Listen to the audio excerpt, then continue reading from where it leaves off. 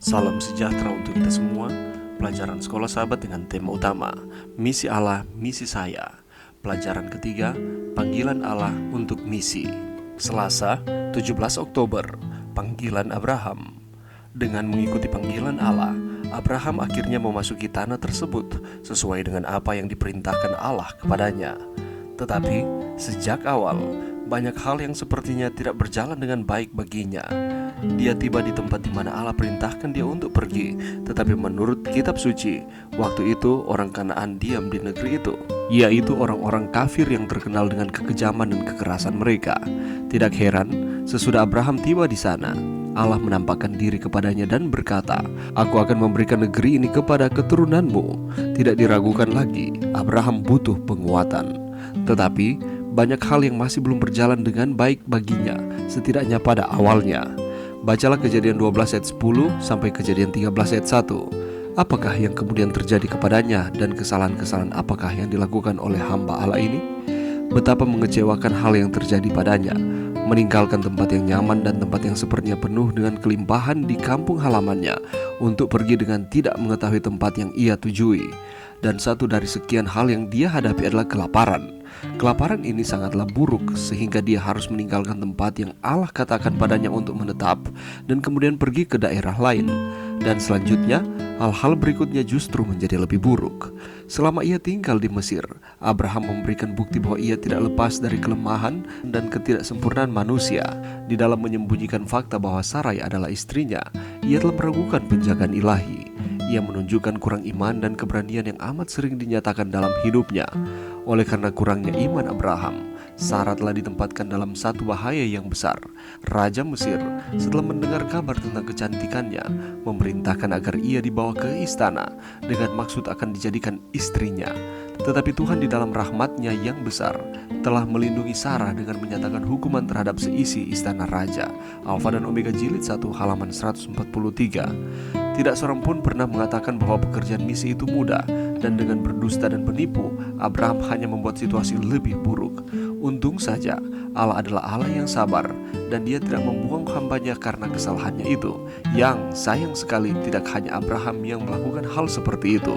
Sungguh sangat menghibur ketika kita mengetahui bahwa terlepas dari kesalahan-kesalahan kita, jika kita berpaut kepada Tuhan dalam iman dan penyerahan sama seperti yang dilakukan oleh Abraham, tidak hanya kekeliruan-kekeliruan, dosa-dosa, dan kesalahan-kesalahan kita akan diampuni, tetapi juga Allah masih tetap menggunakan kita untuk melakukan pekerjaan misi.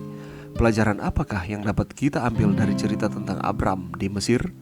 Pelajaran yang bisa kita dapatkan pada saat ini, mari kita melihat di dalam Kejadian 12 ayat 15. Dan ketika punggawa-punggawa Firaun melihat Sarai, mereka memuji-mujinya di hadapan Firaun, sehingga perempuan itu dibawa ke istananya. Sejak dari awal, Allah memiliki rencana yang indah atas kehidupan Abraham dan Sarah. Dia merancang kehidupan Sarah begitu istimewa. Dianugerahinya kecantikan yang luar biasa dan menjadi istri Abraham, seorang yang dipilih Tuhan untuk menjadi berkat bagi bangsa-bangsa.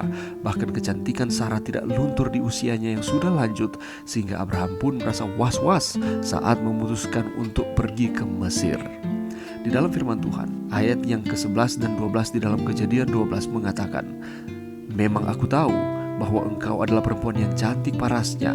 Apabila orang Mesir melihat engkau, mereka akan berkata, 'Itu istrinya.'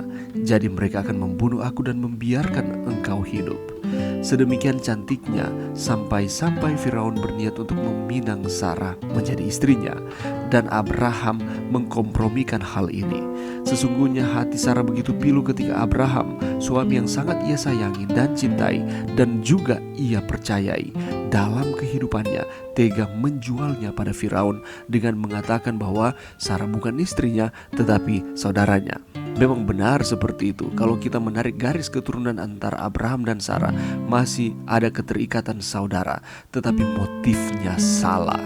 Motif dari Abraham adalah oleh karena dia takut jangan sampai Firaun akan membunuh Abraham. Oleh karena itu Abraham menyatakan kepada Sarah untuk mengaku dia adalah saudaranya.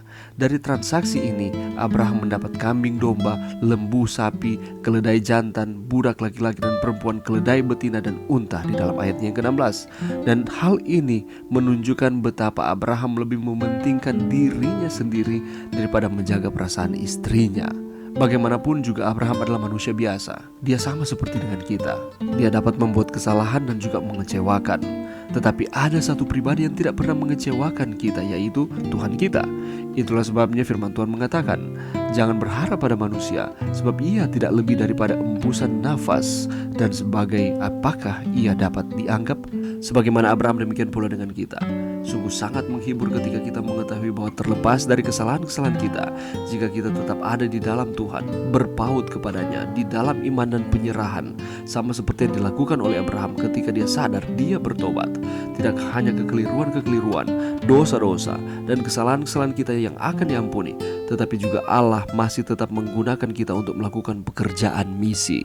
Walaupun Abraham melakukan kekeliruan, melakukan kesalahan, tetapi dia kembali berbalik kepada Tuhan. Demikian pula dengan kita, ada janji pemulihan apabila kita datang kembali kepada Tuhan, meninggalkan setiap kesalahan-kesalahan kita. Allah tidak akan pernah meninggalkan kita. Allah akan mengampuni kita, dan Dia akan terus menyucikan kita dari setiap kesalahan kita. Dan Allah akan terus menggunakan kita untuk melakukan pekerjaan misi yang Ia berikan kepada masing-masing saudara dan saya, sesuai dengan karunia-karunia kita masing-masing. Mari kita terus setia kepada Tuhan. Mari berdoa. Terima kasih Tuhan atas firman-Mu pada saat ini. Terima kasih atas pengalaman Abraham dan Sarah di Mesir dapat memberikan pelajaran bagi kami, untuk kami belajar bergantung sepenuhnya kepada Tuhan, tidak hanya menggunakan akan pemikiran kami masing-masing. Bantu kami Tuhan, untuk kami terus menjalankan misi yang Tuhan percayakan bagi kami, sesuai dengan karunia yang Tuhan percayakan bagi kami masing-masing. Ini doa kami Tuhan, di dalam nama Yesus. Amin.